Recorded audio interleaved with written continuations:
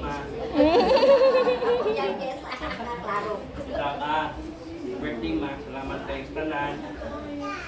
O kuan, salamat po dahil sa inyong tanan kayo mga ante, mga nina. Salamat din kayo. Ay kung wala ka, wala ko. Wala si Papa, wala ko. Ikaw, salamat kayo.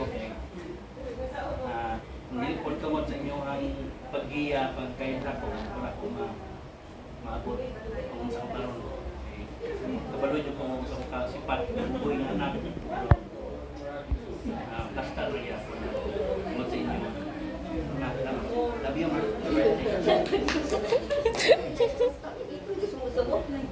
Ay, tawag kaya sa istorya. Okay, may gabi sa tanan. So, sa mga kabatchmate ni mo, ma'am. Okay, classmate ay kauban. Okay. So, una sa tanan, no, nagpasalamat ni sa inyo ang pag-join, pag-celebrate sa birthday ni Mama Dulce, and of course sa mga igsuon ni Papa, Mocor family, and as in, salamat kaayo sa inyo ang presence. We really appreciate. Okay, and message na ko ni Mama. Salamat kay Ma sa tanan.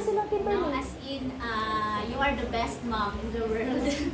Kanang masina ko yung Mama, pero kuan as kanang bitaw same gihapon sila dinadaan unsa pagpalangka sa Mama sa ako mas labaw gyud siya.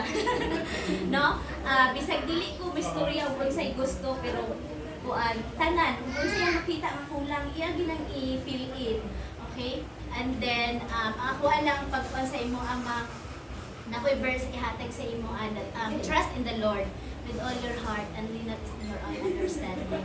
So whatever circumstances or whatever na mga trials na imo ang matubang, i-trust lang na sa Ginoo, no? Tungod kay siya namang nasayod sa imo atanan, and be strong whatever na kanang bitang mahitabog sa imo. Okay, and sa kay Papa pod, salamat kaayo, and of course sa tanan Mocor family, o sa again sa mga bisita na naakaroon. Happy birthday, Ma. Okay.